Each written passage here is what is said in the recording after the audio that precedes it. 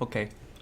So I'm probably gonna introduce a little bit to our lovely audience in China. So I will give you a hint when we start. Okay. Okay, sounds good. OK。Hello，大家好，创业齿轮的观众们，大家好，欢迎来听我们这一次的一个 interview。今天我们请到了一位业界的大神，想必大家都做过一个。刚玩过一个游戏啊，叫控制。然后呢，这位Leonardo Calamati is from 这个 Remedy 公司，然后他是控制这款游戏的一个主要的 concept artist。今天很荣幸应巧听到他来到我们的这个创业齿轮做客。然后今天我们会跟他主要看一下他的一些比如说在控制上的一些工作经历，然后他在项目中一些出图的方式，或者说一些图背后的一些思想，然后整个游戏的一个规划一个架构。希望能够从Leo 啊，很巧，因为我也叫 Leo， 他也叫 Leo， 所以说我们还是挺 two Leo together. So all right, Leo. So yeah, Hey, I think we can start it. So, shall you say hello to our audience? Hi, our audience. Have you learned any Chinese before, or? No, but one of my ex-girlfriends, she used to speak Chinese. Oh, But nice. Yeah, you got a chance to learn. Ni hao, I remember. Yeah. Everybody knows this, eh? All right. Yeah, thank you so much for joining us today and problem at being all. here. So, our first time found you is I remember when I'm browsing our station. Basically, my daily job, before work, I got inspiration, everything from, different artists from our station. And then suddenly your work jumped out to me. And at that moment, it's like I just in the game. I haven't finished it. By the way, right now I finished it. Yeah, but before, once I saw your work, I'm just playing the game, and Right. it's suddenly it's like just wow, man, I can't imagine that this is a game to me. It's more like a movie type game. Yeah, definitely. Yeah. Okay, yeah, that is like, and then I just like go check the details of game, and I don't want to watch anybody to play the game because I'm just in the game right now, and it's amazing. It's different. Like the scene, I feel like the first impression for different locations really wow me a lot. So, all right. So sorry, I talked too far away. I want to pull back a little What's bit. your favorite part of the game so far? The favorite part, oh, shit. It's I remember one scene. Definitely, if we see the top three, the top one is the maze part. Nice. In the background, the maze part, I think I was ending of the game. With Yeah. the maze, you kind of like chasing a people or killing people in like 4D perspective. And with Yeah. the rock and roll music on the back. Oh, damn. I never experienced that part before. Yeah, that is definitely Awesome. most impression part. All right. So, yeah, let's introduce you a little your background. So, can you talk about your background in the industry Yeah. and when you work for Control and how long are you on this project? Absolutely. So I'm Italian, although I live in Finland. At the moment, I work for Remedy Entertainment since basically the beginning of development of Control, almost the beginning. But I've been in the industry for almost 9 years now. Wow. And before living in Finland, I lived in UK for about 6-7 years until that. Where I worked for several companies, starting the early days from small indie studios, and then I worked for a while at Atomoke Design. Technical They make, design? Okay. yeah, they make they outsource concept art for movies and games. Oh, it's an outsourced company? The type? Yes, Oh, okay. yeah. Right. After that, I freelanced for about 5 years, basically 4 or 5 years. Okay. Opened my own thing, let's say, and that's where things started to open up for me, and I started to work on AAA titles. I had small part in Assassin's Creed Unity at the time. Yeah, watching there. Oh, you are on Unity. Oh, nice. Yeah. Nice. And in Hitman, Ghost Recon Wildlands, and still as an outsourcer. So of course not the biggest role, let's say, but still, I had the impact of all those. Mostly Hitman is one of the ones I worked the most. Yeah. And lots of indies, because when you are freelance, you kind of get whatever comes. Oh yeah, that is the best job. Like to me, I feel like instead of like staying in house, I want to try freelance, that kind of life a little bit more. It's a lot of fun to do. Yeah. Yeah. And again, how do you feel like your because I interviewed another artist before. She's full-time freelance and work on so many different titles like every day. So I want to hear your thought for it to be a freelance. Do you think it's more because you being freelance and you in house as well, right? So no. At the time I was only freelance, and now I'm only in house, let's say. Yeah. So how do you compare the two totally different jobs? It's almost two totally different jobs, to be honest. So freelancing gives you a lot of freedom. So you can basically decide, okay, this month I want to dedicate to get all the jobs available and work hard. And then you burn out. You're like, okay, I'll take a month off. Oh, okay. And if things are going well, you can afford to do that. Now, it's not always the case. Right. And the main issue with freelancing, of course, is the lack of security in a way. That you feel like, you never know if you're going to have clients. Even when things go well, you have always this kind of a ghost behind you telling you, hey, you will not have jobs soon. So it's not very steady, sounds like to you, but on the other side, give you more freedom to enjoy exactly. life. Okay. Yes, yeah. And but to be honest, things were going pretty well. For example, when I got the job at Remedy, I didn't apply in the first place. They contacted me, and I refused the job twice. Holy. So, like people from the Remedy beg you, join us, and then no, I'm gonna be freelance first, and then. Well, no, I wouldn't say beg me. Oh yeah, but just kidding.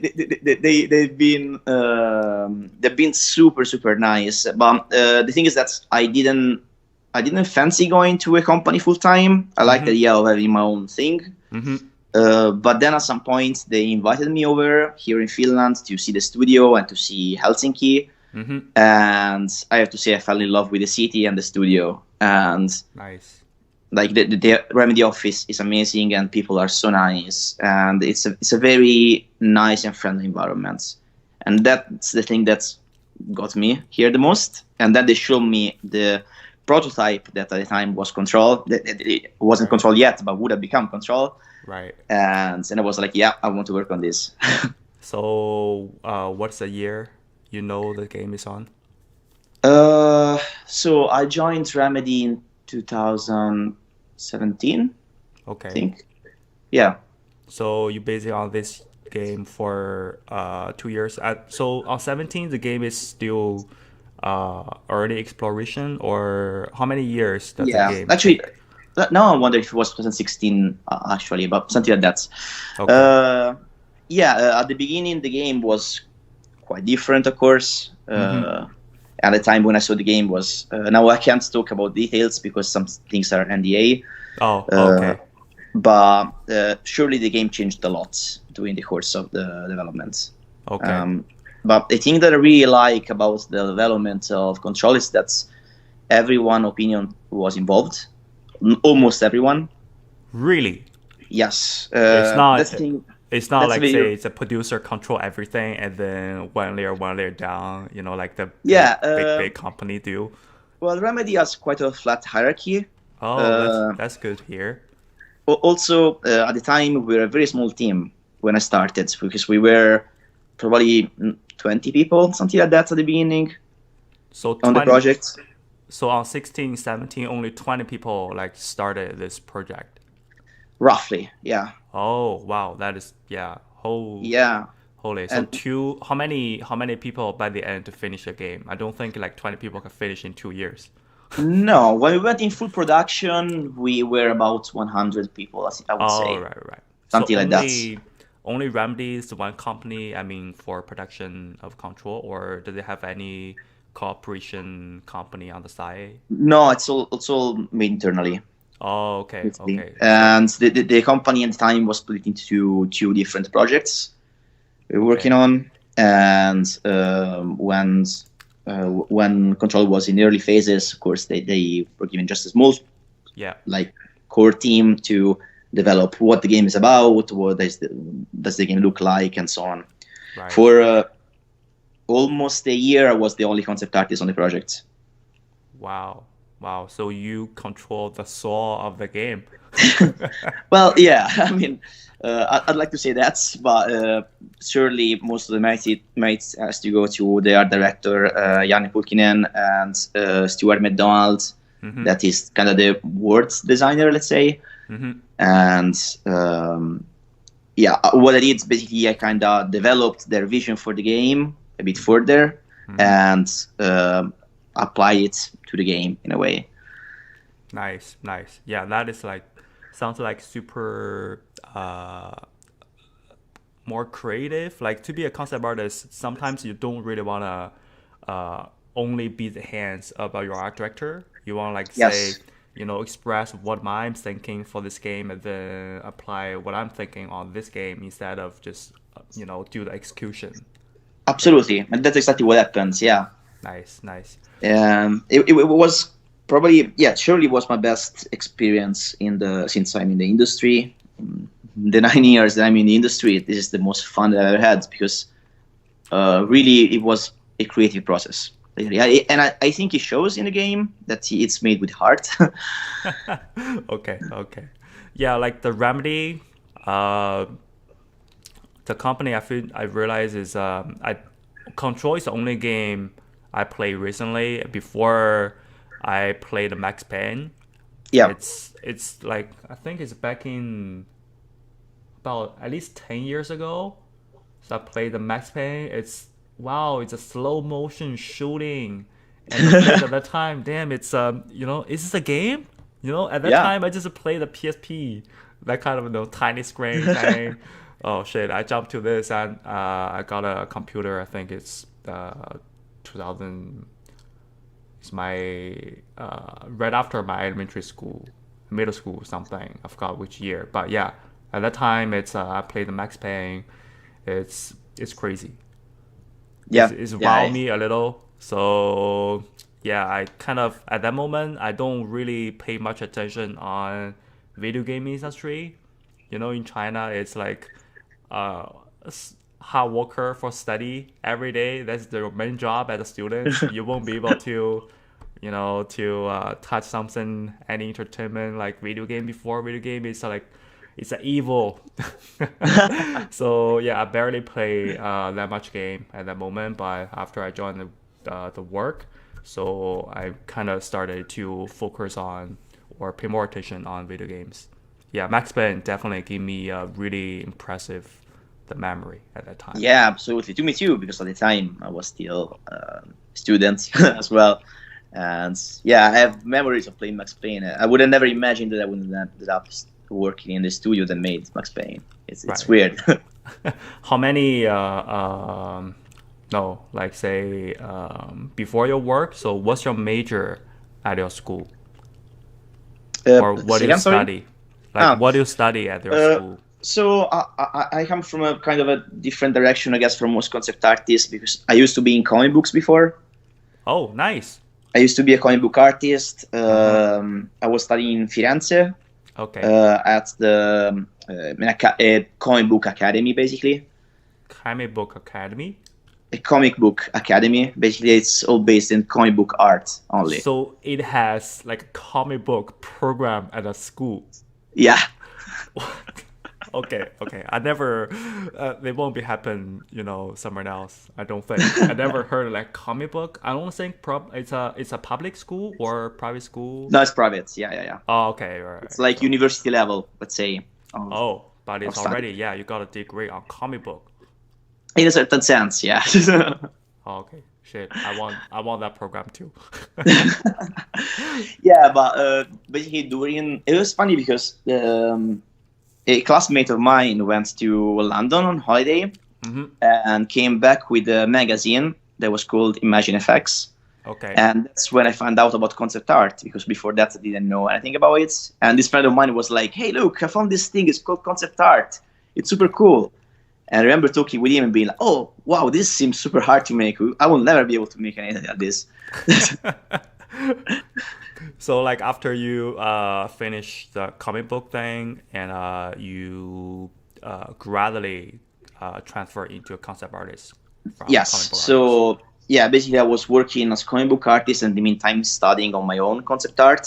Okay. So of course I had the art fundamentals coming from an art school, but I didn't know anything about the needs of the industry and what it means to be concept artist at all. Right. And we are talking about 2010, and there wasn't that many tutorials or stuff like that online. Yeah. I remember the Yeah. playing time. It's you barely can find something like what you can find right now. It's so many tutorials, free stuff on Yes. YouTube. At that time, it's very limited. Definitely. Yeah, it was so hard to learn on my own, because in Italy nobody knew what a concept artist was. So I had no one to help me out. I heard the same thing basically from another friend, Oscar Cafaro. You probably know him, eh? Yeah, that guy is from Italy. It's we talked a lot before about the thing over there. So to say this is why he came to Canada, came to North America. Yeah, I'm not surprised because literally in Italy the industry is kind of non-existent. Basically, I don't know how it is nowadays, but I left 9 years ago. But I'm pretty sure that it's not much better. Okay, so I heard in Europe, I'm probably French, the comic book is a really big industry there. Yes, that is pretty big both in Italy and French. Yeah, I heard people like they do statistics like averagely per person they have 5 to 6 comic book. Yeah, I'm not surprised. Yeah. Oh, this is real. Okay. Yeah. Holy. It's like especially graphic novels. It's a big thing. Like for example, here in Finland, where I live now, they go crazy for Donald Duck comic books. Okay. What Duck comic book? Sorry. Donald Duck, Disney. Oh, sorry. It's like here it's not a comic book place, so. yeah. Don't worry. It's like Sorry about this. I was surprised as well when I moved here about this. Yeah, it's a little bit different. Like say, it's not the big passion. Like people living in Europe really into comic book. I think it's like the Japan. The comic book is a really big thing. Yes. Yeah. Yeah, here in North America, I think only Superman. Superhero. Yeah. Kind Marvel of comic books and DC. Yeah. Marvel, like DC is a big role here. So yeah. Wow. Yeah, I was really into comic book once I became a concept artist because I'm chasing, the source of the art, and then I go back to say 19th century, 18th century, say those kind of oil painting, and some great ideas, say from the comic book like Akira, right? Ghost of Shell. Oh yeah. Right. So I started thinking, what we see right now nowadays looks cool, but the ideas was already generated, say, many years ago. People just remake it and just leverage the quality and make a video-wise thing, right? So at that time I realized, damn, comic book it's a sword of the great pieces right now. Yeah, absolutely. The thing that I learned about from comic books is the ability to storytell, and I think that storytelling is one of those things that many young artists I noticed that they don't push enough for it in their pieces. And I think it should be a key element in concept art, in my opinion. That's what I try to do, at least. Okay. Did you realize, like, say, from comic book to concept art, any benefit you get from being a comic book artist before? So you can say, for example, storytelling, you can apply the technical storytelling from comic book into Yes. concept art easier? Definitely, yes. That's a big thing that I transferred to concept art. Okay. And also kind of the ability to be simple, let's say. Like, when you have a comic book page with lots of different frames, you can't overdo, because first of all, it will take you forever to make it, and also you become too busy. Right.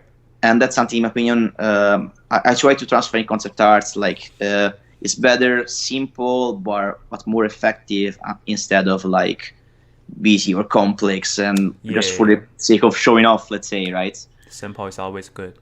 Yeah. Wow, this piece remember me the control a little bit. The things are floating and yeah. Okay, so I think right now we can back to control a little bit. Yeah. So I basically remember everything you do here. It's still fresh to me. Like this scene, it's okay. So I shouldn't talk that much, but I like to talk. So I'm glad to hear that, though. Okay, yeah, this scene is I went to here. It's more like it's very like a fairy tale, that kind of feeling to me, but it's very empty, but looks like a very creepy. I see like a low poly thing, like child thing there. Can you share the screen if you are seeing an image? Oh, I didn't share the screen. I think I shared. No, sorry. Give me 1 second. No worries. Okay, here we go. Yeah. This changed quite a bit in the final game, but the idea is kind of the same. Okay, yeah. So, you can talk. Probably like not go through, the specific image you do for this project. So, we want to hear something about funny stories and how this project's being constructed, say from the 20 people, like your early team, to do this, and then if anything, like on the NDA, so you don't have to talk, but anything you feel so like a freedom to talk about the project, some fun stuff, so you can introduce a bit to us. Yeah, absolutely. So basically, when I joined the project, the only concepts that were in there were from the world design director, Stuart McDonald. Okay. That he used to be a bit of a concept artist, but mostly an environment artist. He worked on most of the Grand Theft Autos. He was at in Edinburgh before. But yeah, and basically, kind of they gave me an idea of what they wanted to insert into this world, into the oldest house. Sorry? So what's the very, very early, say, Control is based on a movie or a novel, or? So it's based on an idea by Sam Lake, which is the author of old Remedy games, basically. Max Payne, of course, is the face of Max Payne also. Oh, okay, right. So yeah, I heard people say, Control is probably, just like risking a Max Payne. I don't think that it's the true thing. Okay. No, absolutely not. I mean, every Remedy game has been written by him, by the same author, which is one of the best writers, in my opinion, in the industry.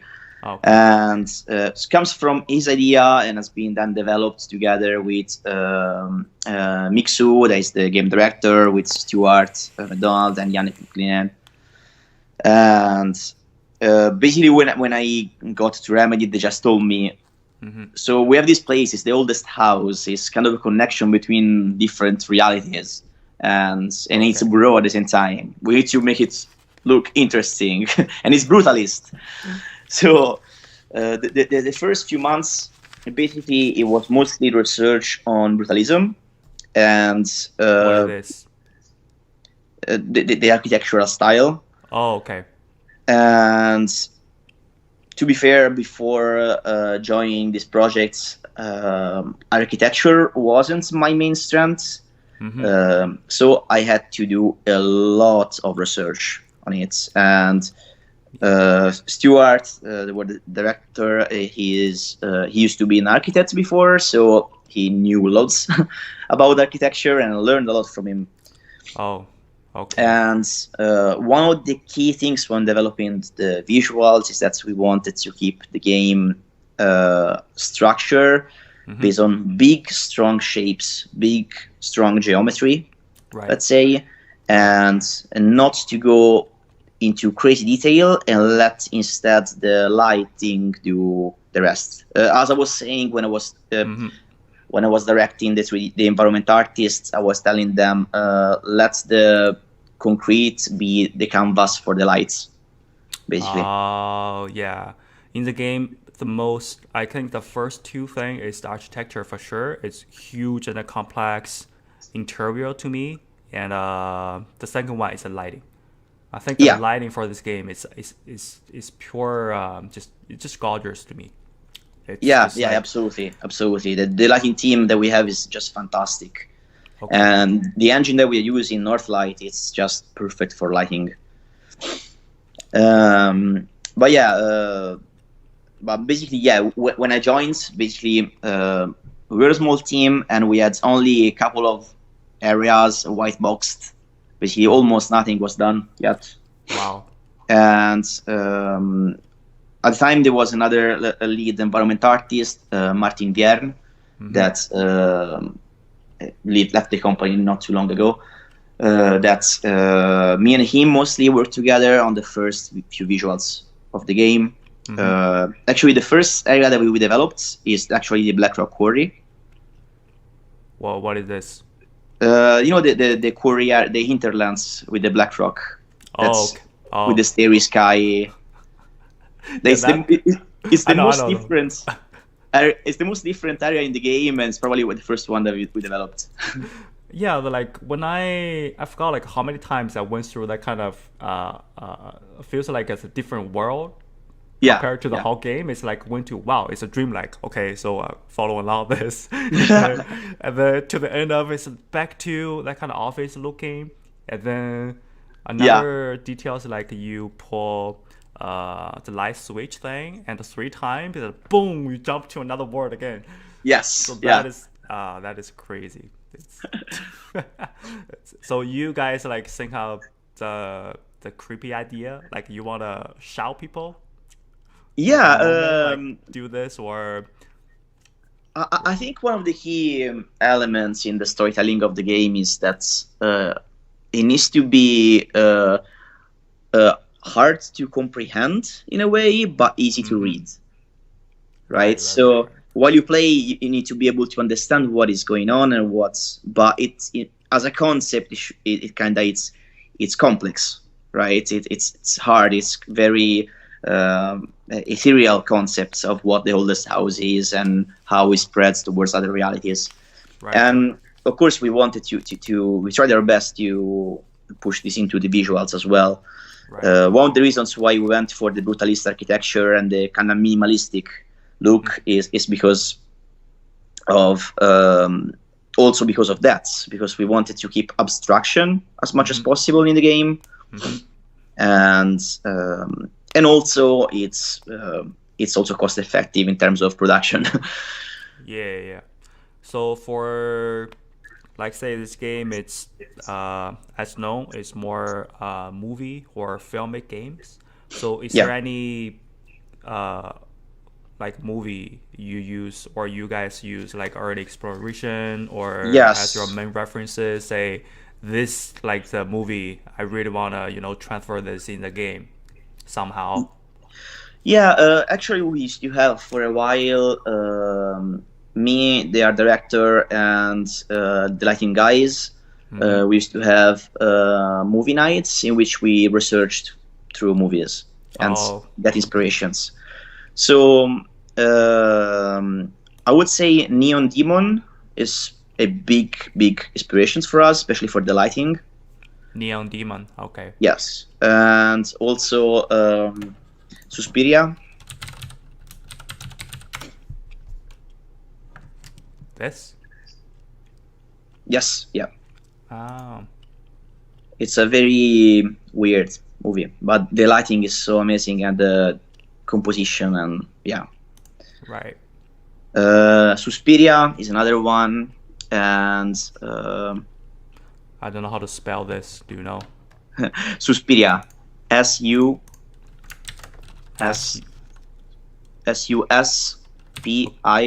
Suspiria. Here it is. Oh, Suspiria. Yeah.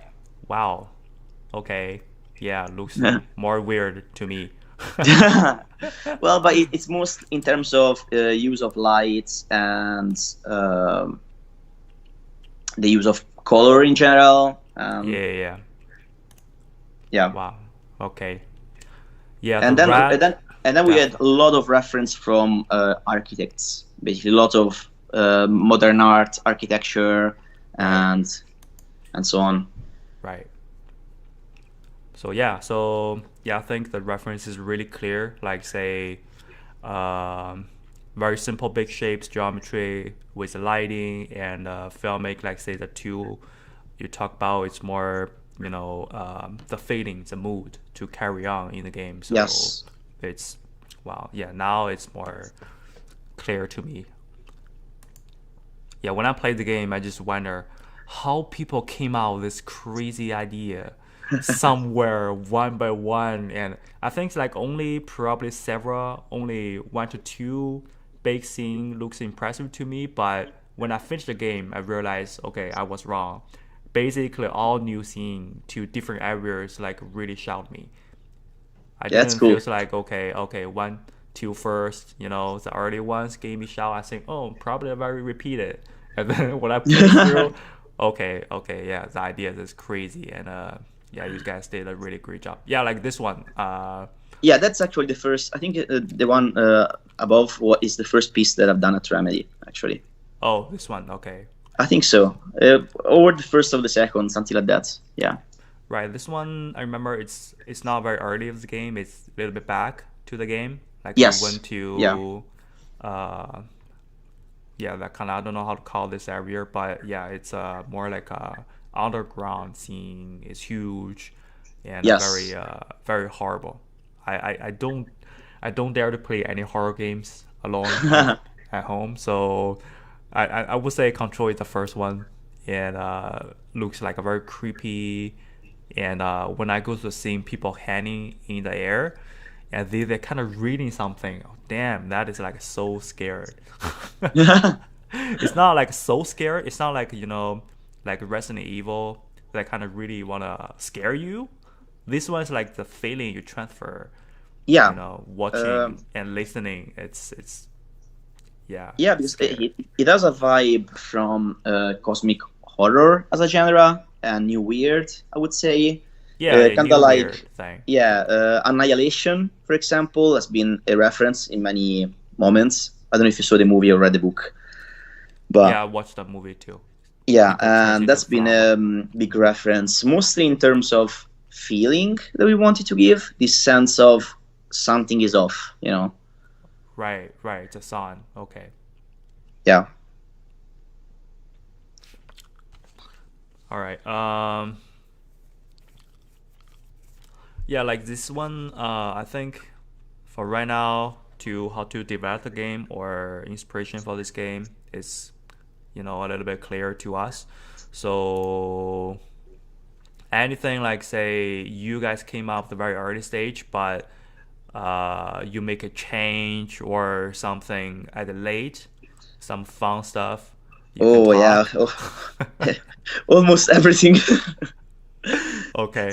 So the way I think it's interesting probably for people to know a bit of the process, because I think sometimes, especially for newcomers in the industry, it's kind of hard to understand how things work in concept art, and also every studio works a bit differently from what I noticed. Right. For example, a system that's kind of we developed in creating this world is that maybe as a group together we were coming out with idea of what an area would look like, or what would require, and so on. Right. And then I would do like an early concept, just to show the idea, the feeling of it.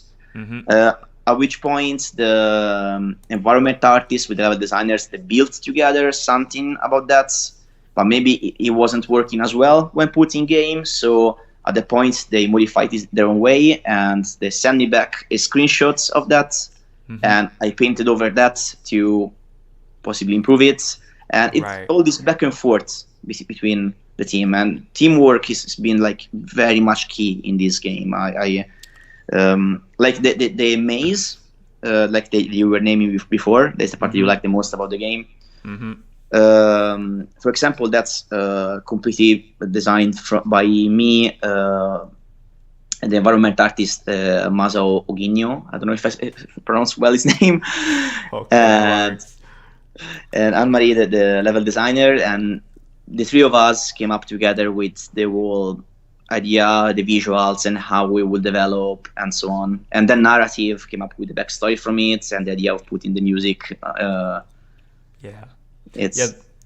part is definitely it just like let you experience the game. There's no any hardness. Like by the end of the game, it's a little bit hard because I die like say 9-10 times. I just can't pass it. I take an hour or something to go through the final thing. But in the maze part, it's really smooth to me, and especially following the rock and roll music. The music is Control something. It's really heavy metal, and then follow that kind of feeling to go through the maze. So this is why this is probably the best experience I played the game. It's cool. Yeah, that's awesome. Definitely, it's 4D perspective. Remember me a movie? I forgot the name. It's very old, and you probably saw that movie. It's a man was behind like a bookshelf. Sorry, say again. It's a man. He was behind a bookshelf, and then he sees through the book something, and then there's a girl in the real world, and then the man tried to, make some movement of the book, so the book fall down the ground, and then the girl realized, okay, so the man is somewhere. So right. Yeah. I forgot the name. The movie is really old. So you probably know this, right? It's quite famous. It's a futuristic movie. Before. That doesn't come to my mind at the moment, but yeah. Yeah. Okay. So. But one of the references actually that we used for the maze, it's Barton Fink. It's a movie I think it was by Coen Brothers. Not sure. Okay. And it's a very different style of movie than what Control is, but just visually for the maze. But yeah. Nice. I wanna search it. So what's the name of the movie you mentioned? Barton Fink, I think. Barton. Barton, Pur, I think. Toon. Oh, okay. Barton, yeah. Bottom. No, Barton. No, you spelled it right before. Bur. Oh, okay. So Barton. Okay. Barton, yeah. I think. Let me search it as well. Right. It comes Barton of something. Yeah. Sorry, I don't remember the actual. This one? No. It's something completely different.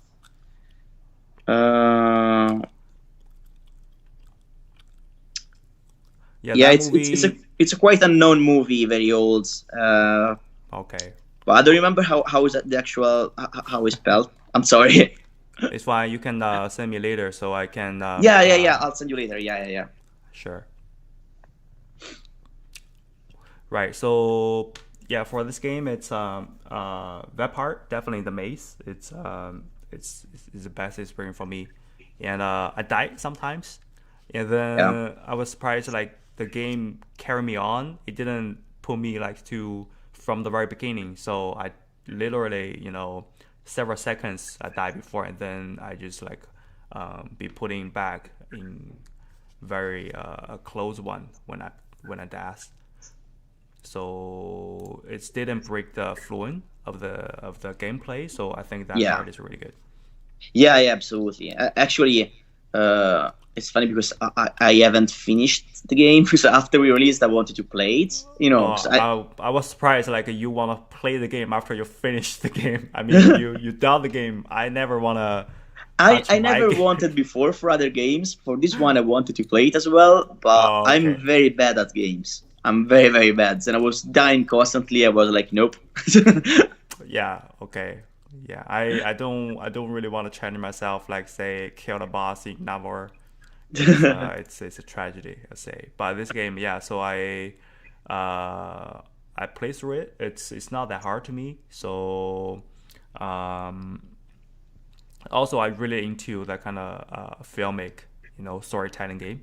Yeah. So this one definitely the one. I think I would say Control. Before Control, it's another game, a Red Dead Redemption 2. So it's another game like really involved me into the story.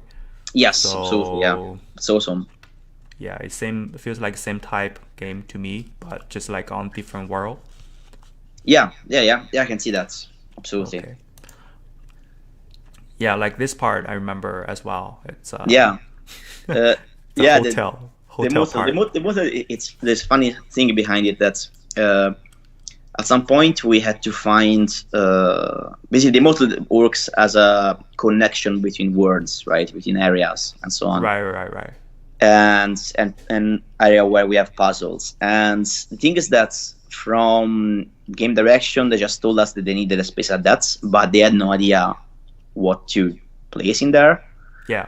So actually, the idea of the motel came up in one day in a conversation, probably in front of a beer, between me and Stuart McDonald, the director. Oh, so you guys came up ideas like we grab beer. Okay, so yeah, how about we do this? Boom, we do this. Okay, next day you do this. Yeah, kinda. Okay, that's fun. Actually, he was like, I remember they told me, you know what, Leo, do a concept straight away. Like in order tasks, do the concept straight away so we can sell it better to the director. Okay. And we can sell the idea, and it worked out. Nice. Yeah, like the open, I was so bad on play like a puzzle in the game, and then this one I just like say, oh, why you paint that, and then say I check around, and then okay, so doors open one by one, and then you go in to match or something else, like say this. It's just like okay. Yeah, it's quite twisted. Yeah. People came up with this, come here, check the room, and then open another room. Okay, wow, it's definitely a connection fading. And it's one of the areas that changed the most towards the late development, not in terms of visuals, but in terms of gameplay. Because most of the puzzles that are in there, they have been added during the last few months of production, actually. So last few months, you guys just put all the ideas together for all puzzles for the game? Yeah. I wasn't too involved in that. It was mostly the game designers, but in the last quarter of development, let's say. Oh, okay. Yeah, the puzzle definitely didn't stop me that much to play the game. So sometimes it's quite easy to go through. But the final one, it's the one I still can remember. It take me an hours to play through. Cause like once you die, you basically starting from the beginning. Yeah. So over and over again. Shit. Well, I realized in your painting, probably more technical question. So I realized it's very like 3D workflow. Yeah. So definitely. What kind of this scene is amazing to me. It's like I check your work first, and then in the game I match. Wow, it's really. I can't say 100% to recover your. Thank you. To make your concept art in the game, but pretty much I can definitely recall this from here. Yeah.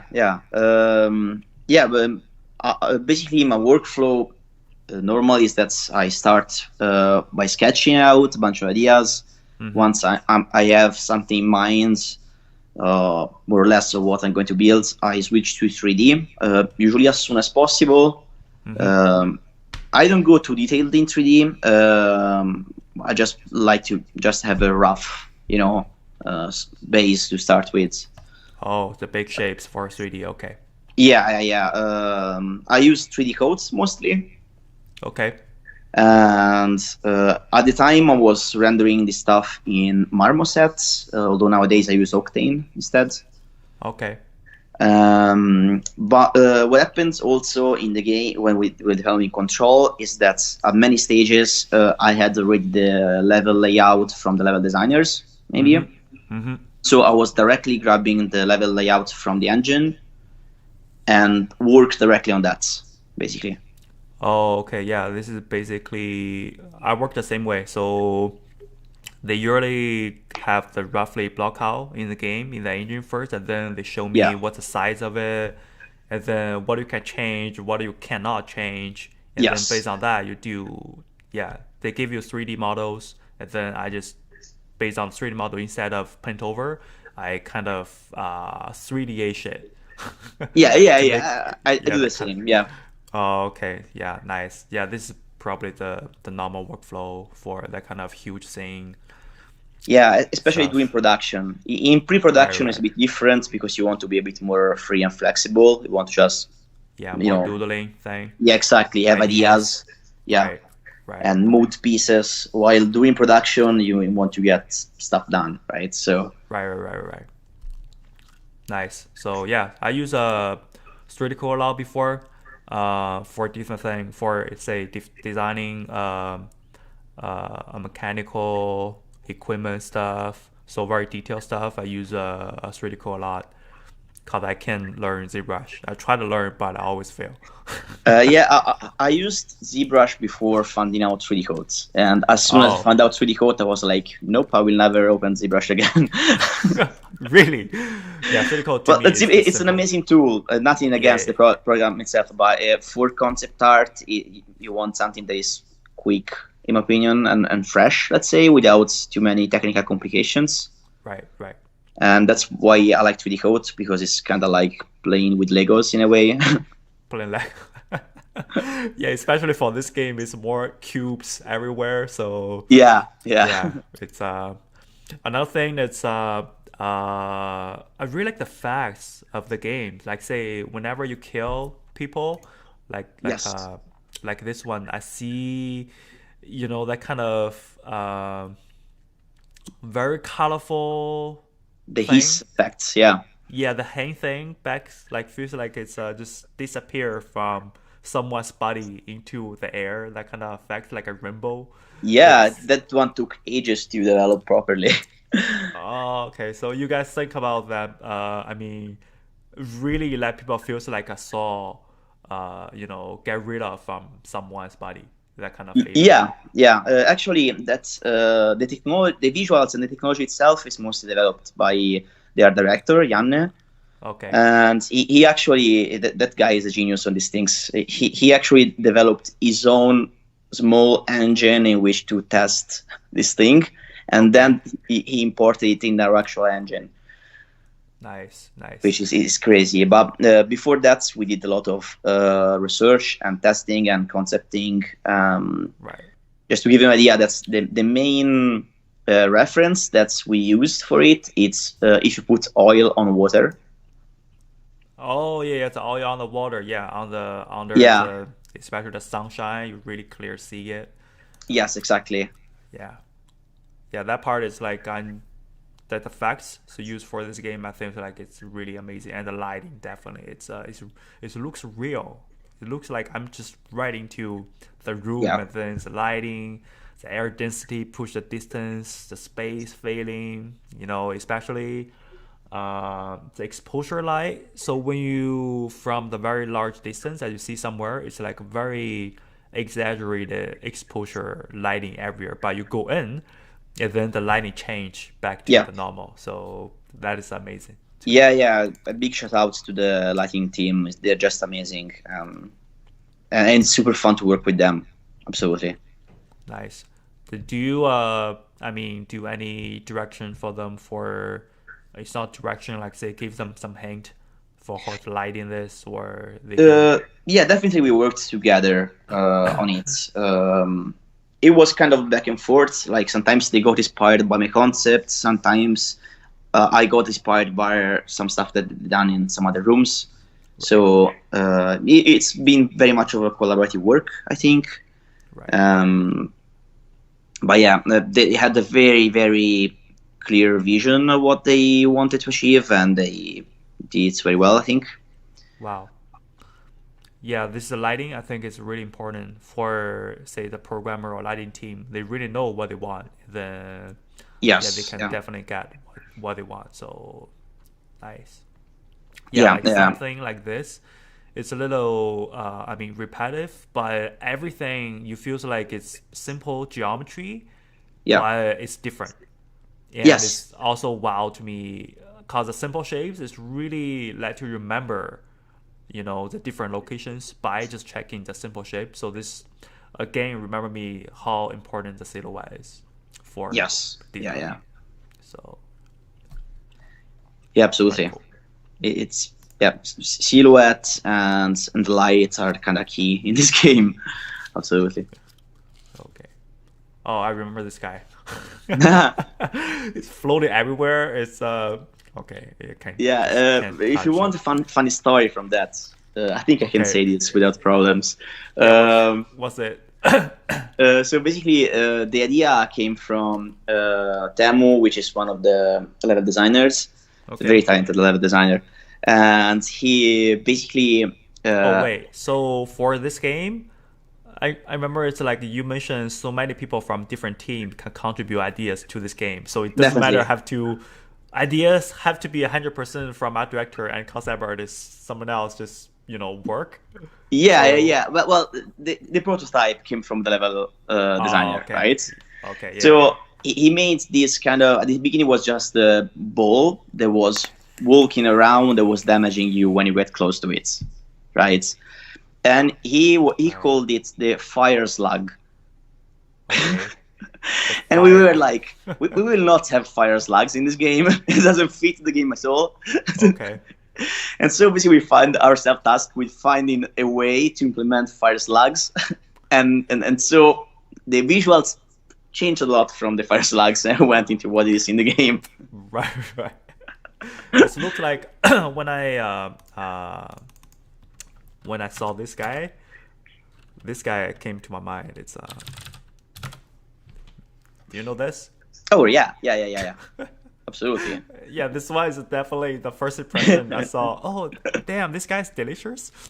Yeah, it's super good. So it's kissing me. It's this one is. I saw you guys was got inspired by this one. To make a movement in the game. So to be honest, because of the gameplay needs, that's if you get close, it damages you. I was thinking about doing spikes and something like that. Right. And that's why I came out with this design. That's it changed quite a bit in game afterwards. The VFX team improved it definitely. Yeah. But the initial idea was a fire slug. But anyway, so I think the storytelling is for this one is pretty strong. At least you got like some very sharpened shapes. Feels like you don't want to like a ball, like really surface friendly. This one definitely you don't want to touch it. That kind of feeling. Yeah, absolutely. Yeah, absolutely. So, well, I think how by the way, your concept piece is really real and the lighting, everything, it's basically you do this in 3D render or cause texture wise it looks like really much real to me. It's a mix basically. These ones are made in Marmoset. Okay. Which, lighting in Marmoset is okay, but it's not amazing. It's not super realistic like can be Octane or something like that. Oh, it's already really real.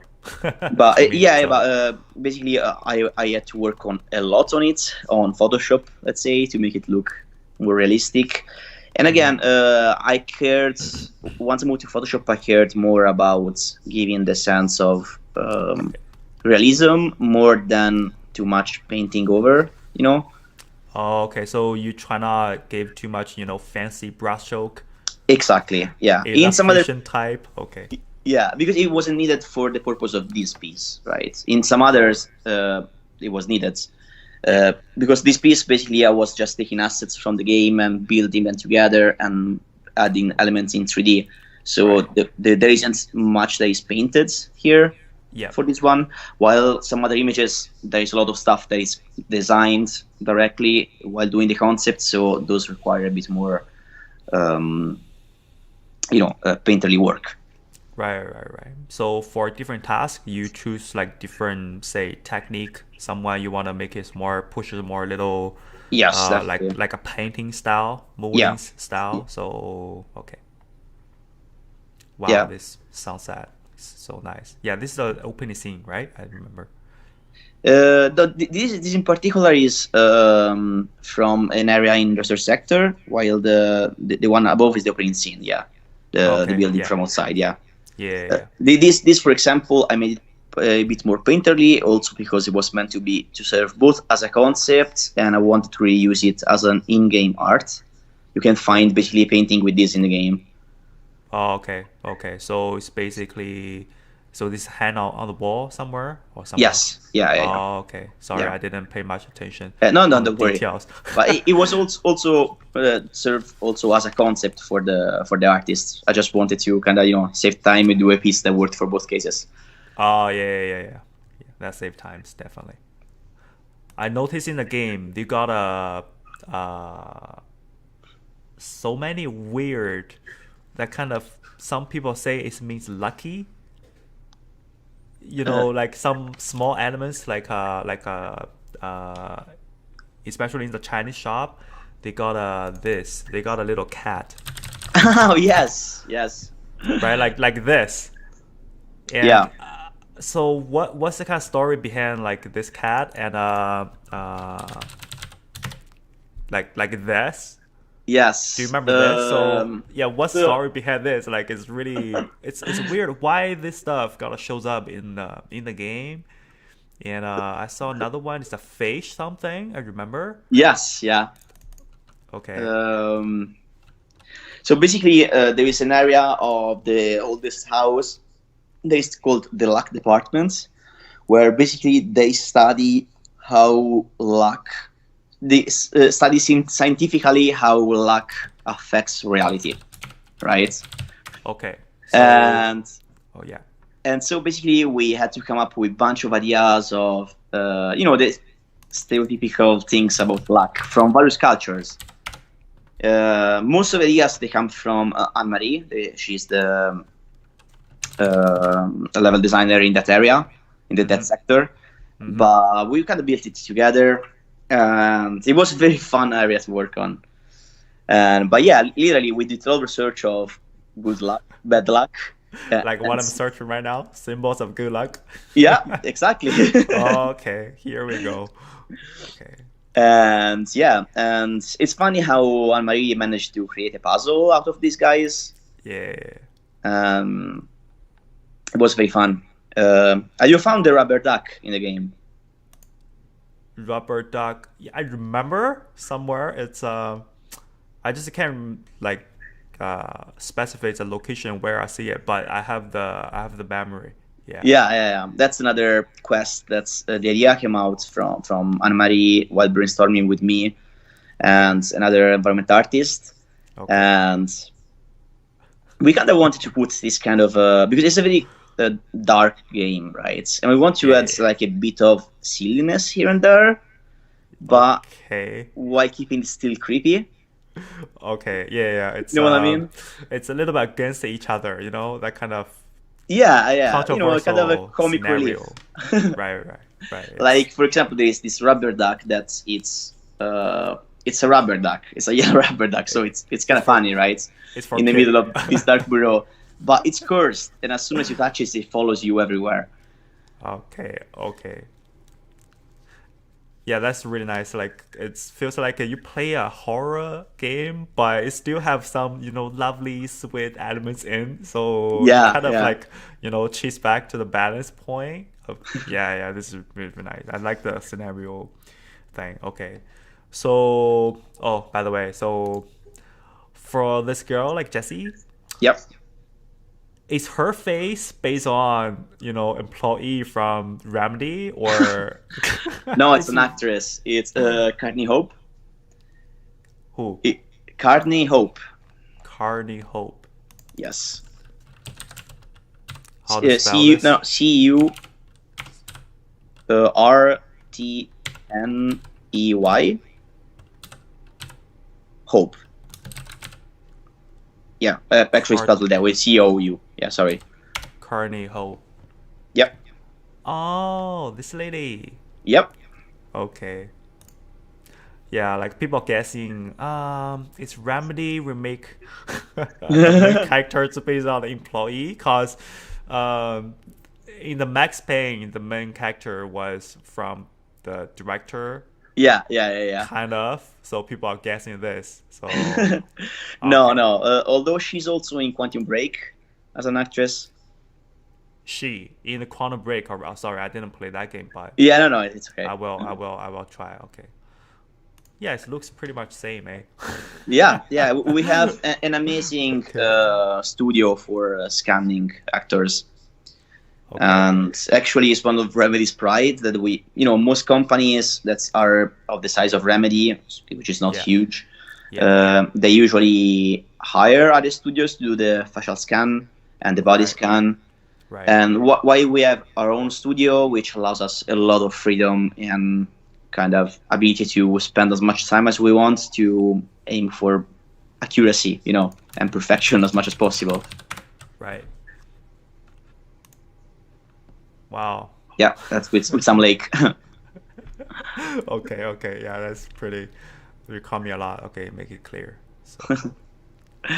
Yeah, I worked with her a couple of times directly with her because we had a lot of photo shoots for references for concept artists. She is a super lovely person. Does she do motion captures for the whole game? I mean, for the motion part, or you guys just? I don't know exactly, to be honest. I think she did for the facial animations, but not for the body animations. But I'm not sure about it, honestly. How about the voice? Like her voice is like. It's her voice. Yeah. She did the acting. She was also nominated for best performance at the Game Awards. Oh, okay. We had two nominations for actors. Her and Matthew Porretta, that plays Dr. Darling. Right. Yeah, when I played the game, another little details, somebody probably not pay attention. It's when she like talk with the NPC in the game, and then you hear like another voice from her heart. Yeah.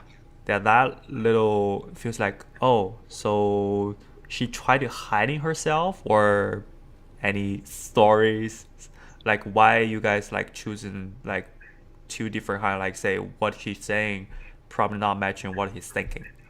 Well, it's kind of explained at some point in the game. It's a bit of a spoiler. Okay.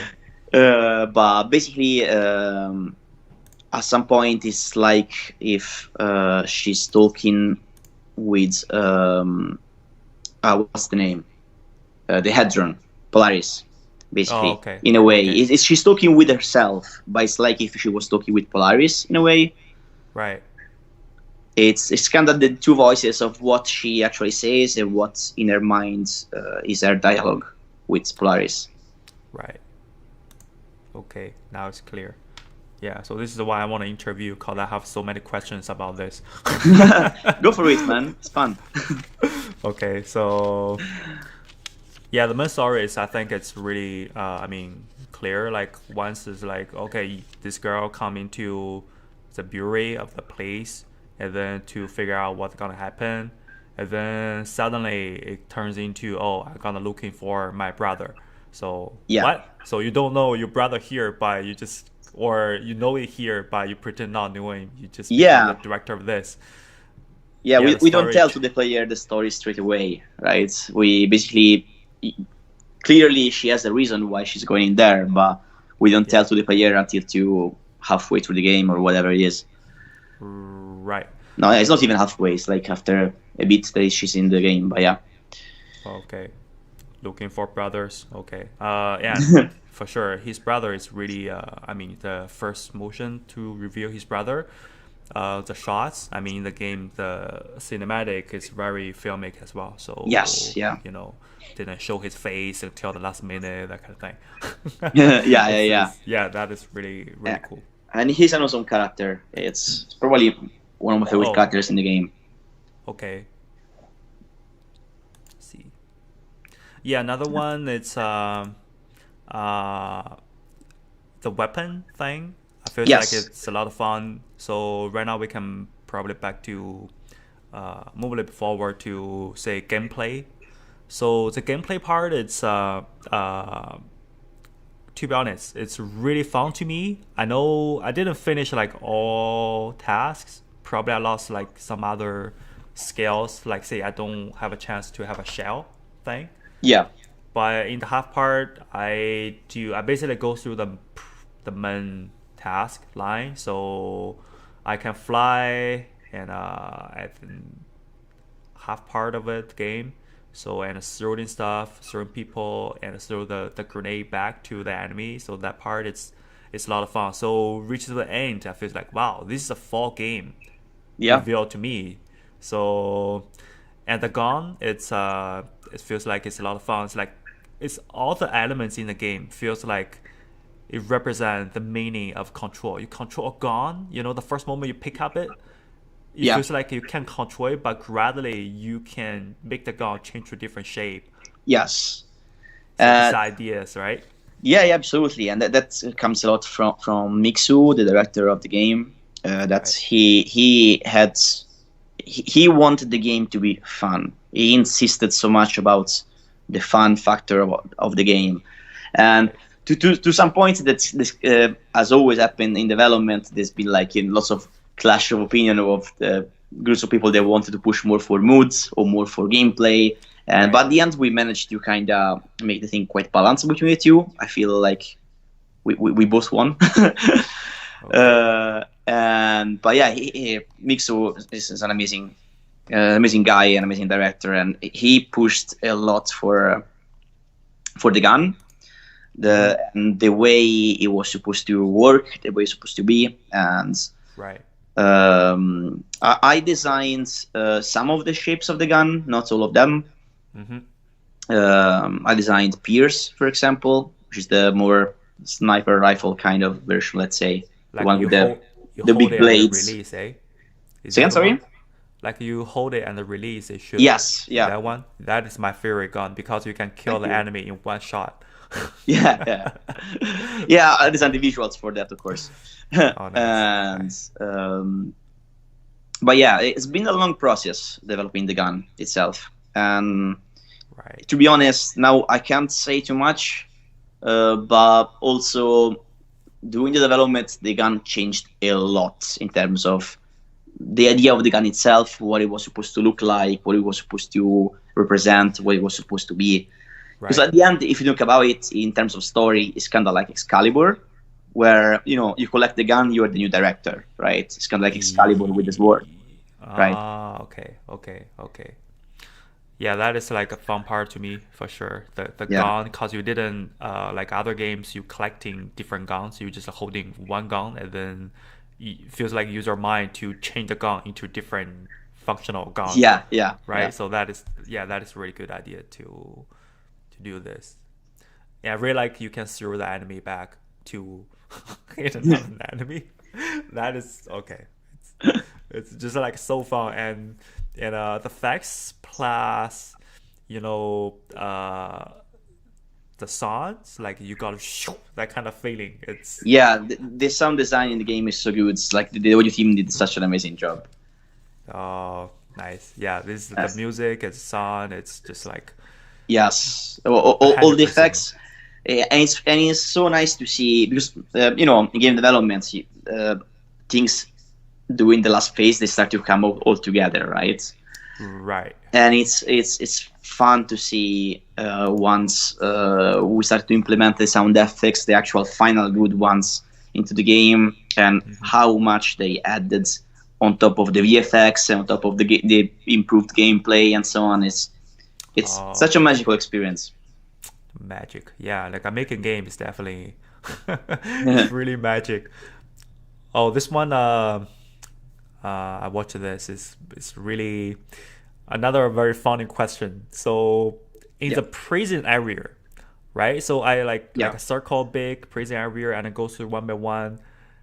I noticed like the thing feels like it's a rubber thing on the wall. It's remind me the studio, like a music studio, that kind of feeling. Yes, definitely. So what is the idea behind this? So why people make this? Like make me feel like the prisoner is not like a human being something. It's like a fridge, like a goose something. It's why you put like the kind of normal daily furnitures like a prisoner. Okay. Yeah. Actually, this idea I think comes from me. I think, if I'm not wrong. Okay. Actually, when we were developing the panopticon area and all the cells where they held the objects of power, we were thinking, okay, if this is the containment area, how do they contain these objects that have specific powers or whatever? And so we kind of went for we have to find kind of a language for which these things work in this world. And we decided to use sound as a reference, so that through sound you transmit energy and you contain energy. That doesn't mean that it affects to every object, and it is not necessarily story-wise like that, but visually we wanted to push for that. Right. So you make it more like a music studio, that kind of feeling. So anything relative to the sound. That's so smart. Even control points, where you can save and teleport.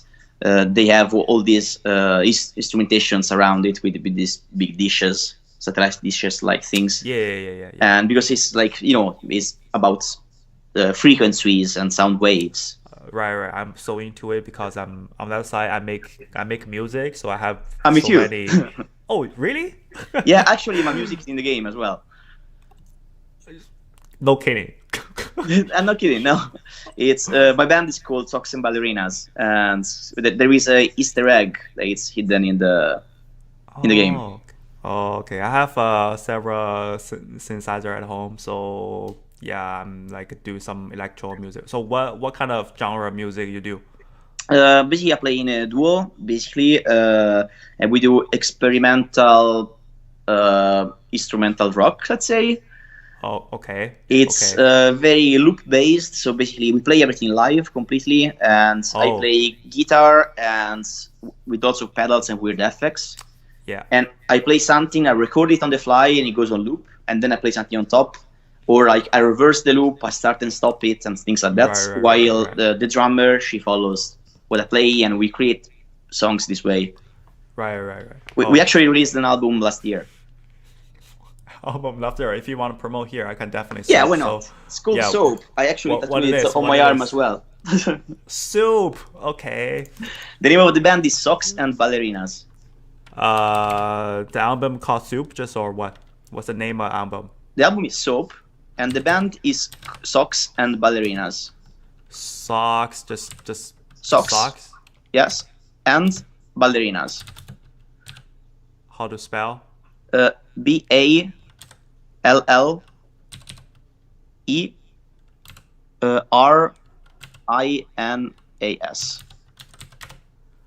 Ballerinas. Here you go. That's me. Okay. So this is your band, right?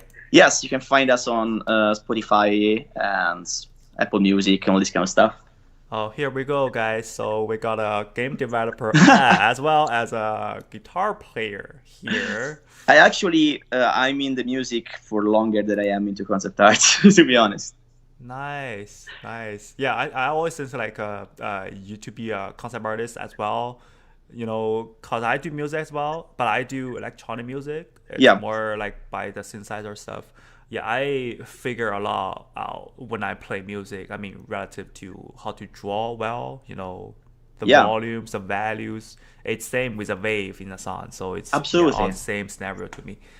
Yeah.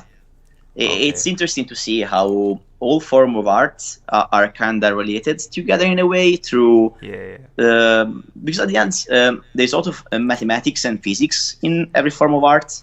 Right. if you think about it, in music, of course, sound waves, it's all physics, right? And in painting, all the percentage of color and so on, everything is like there's a lot of mathematics involved. Right. Yeah, I will definitely check it out. I'm definitely a music fan for different genre. So yeah, it's weird stuff.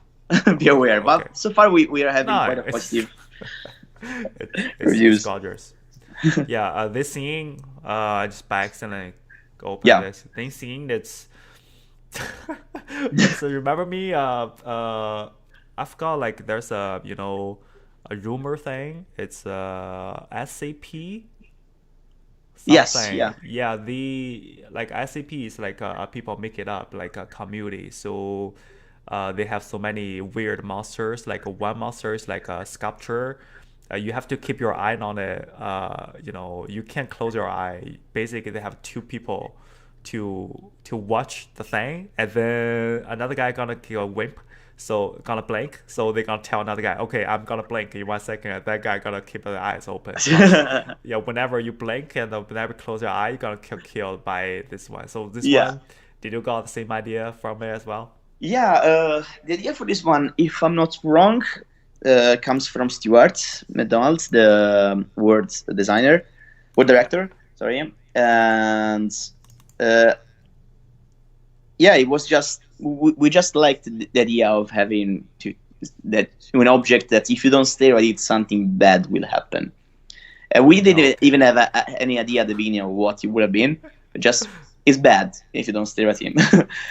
And so that one definitely okay. It was funny because I basically had to come up. If you look on the fridge, there are some kids' drawings, and I made those kids' drawings because we needed something to put there. So in one day, I had to kind of study how kids draw and try to make kids' drawing that look actually made by kids. Okay. Which is it's not as easy as it sounds. Okay. Yeah, the sound it's definitely it's really important part to each game to me.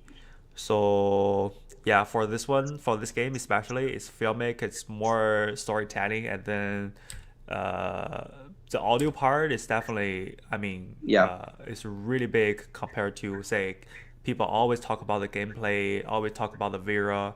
I think the music on the side it's another definitely big part to me for sure.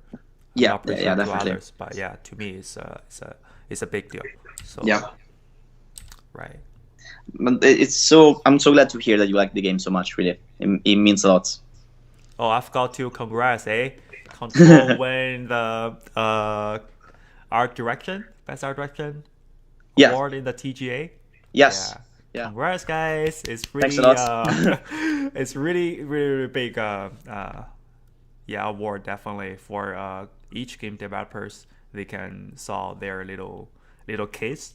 Cause I treat my game like my case, so I got the feeling, absolutely, and we put so much passion and hours in developing this game. Right. And it's always hard doing, especially halfway through development, because you start to feel like, oh, is this gonna actually work? You start to question your choices and so on. Right. But then at some point it works out. Nice. Yeah, I think to be a designer, no matter the concept artist or illustrator or whatever, once your idea became true in one product like game or film, so that moment it's really surprised me. Yes, it's like at the end we are creatives because we like the idea that before there was nothing, and then something at some point you create something and there is something there, right? Yeah. And it's one of the best feelings ever. Right. Yeah. Or I played the game, all the benefit, I would say all the people can feel this. It's definitely, to me, it's really it's really, really good game. So I can barely find something I can complain about the game. Only thing is probably I usually very easy got lost in the game. So I really, rely on the map. And for this game, the map, God, they have like different like stairs. So and the map is overlap each together. So somehow take me a while to finding the right place. Yeah. I know that we received a lot of complaints for that, to be honest. Oh, okay. Yeah, that is a little part I feel a little painful, like how to. But after then, I realized I can just like jump into the place. At the very beginning, I don't know how to jump, like quickly just transfer from one location to another. Like whenever you control like one spot, so you can transfer from different spots. Yeah, right beginning I didn't realize they have that function, so I literally just run back to the area. Wow. It's testing my my mind, like, okay, so patience. I remember from here to here and the different doors connect to each other. Oh shit. But after then I figured out, oh fuck, you can so you can transfer. I feel like how donkey I am before. So that's the painful part. But I went through it. It's you got lots of the direction of the map on the game, but the thing is I play like a Chinese version, so it's different. So the game's like showing this one, and then it's not matching English. Somehow the name is a really big word. I don't really know how to see it, so I can't find the location, and then I have to switch the game back to the English version. So this is the place I'm gonna go. So I think you guys don't want people just following the map, just checking in game, right? Yeah. I think that was the intent. I think actually the system with the map panel they changed many times. I wasn't involved in it, so I can't say much. But I know that we had several different way to guide the player here and there, but right. This part is really good. The elevator part, like no matter where, the elevator part looks same. So whenever it goes here, damn, it's kind of like a home to be like the feeling to be home. So it's I never get lost when I have the point always in the the memory, so I can recall this area as elevator. So it's equal. So like it. Yeah, the elevator entrance actually is one of those lucky concepts that's at the first concept we were like, yep, this is good, confirmed. Nice. This is really good to repeatedly use it for all the elevator areas. So it's really nice. And then whenever I go like the very RC stuff, I take photo for sure. Like it's always like means floating, like the people. The body is floating, but this one is always kind of floating. I think I'm guessing you guys wanna represent the same genre thing. Absolutely. Yeah. Right. Everything feels like it's very 3D dimensional. Like even the lights hanging, it feels like it's up to the air. So that is really good.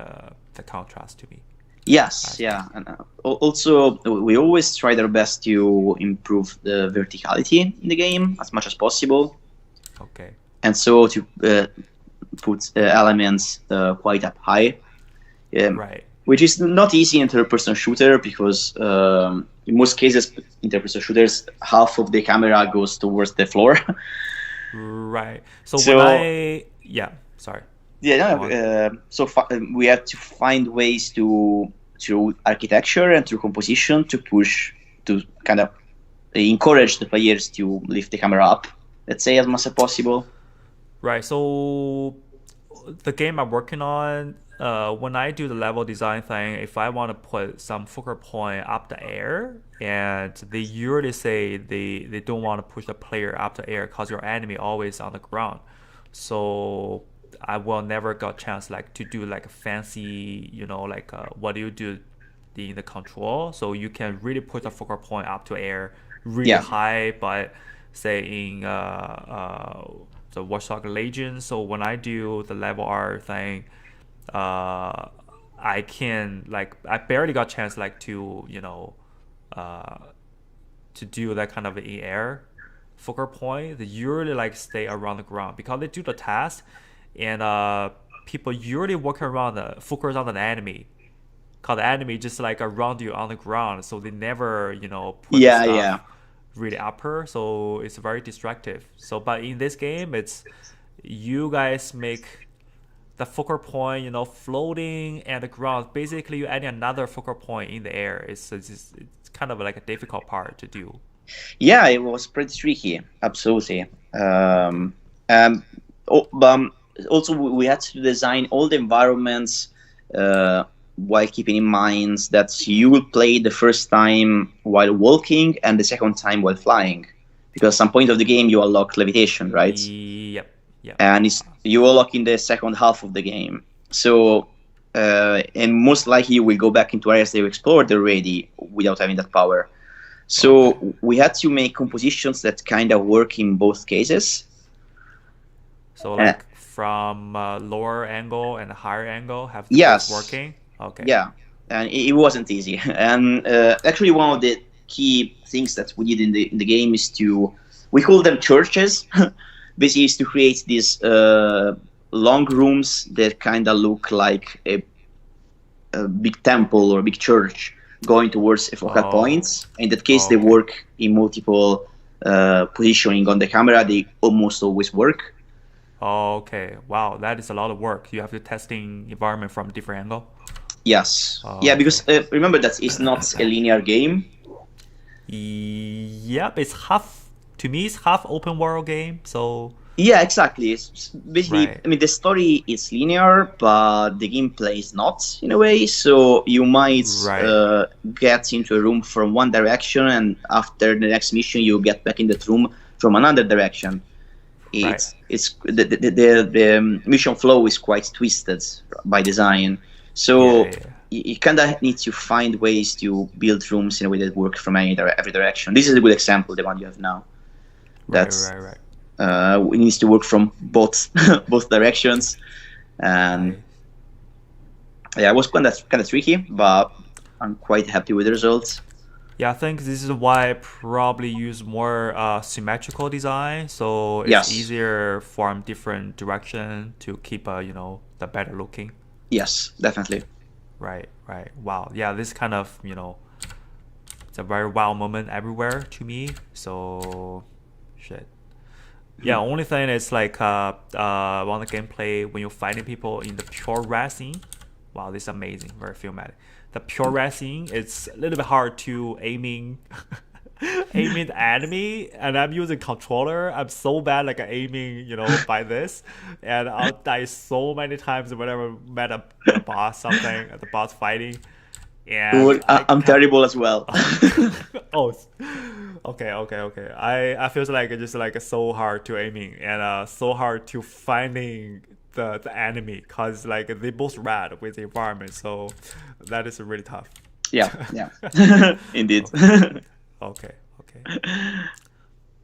All right, so I think we are pretty much like this. Anything else you wanna say to us or share your no, I want to thank you for this. It was super fun, and it's our appreciate.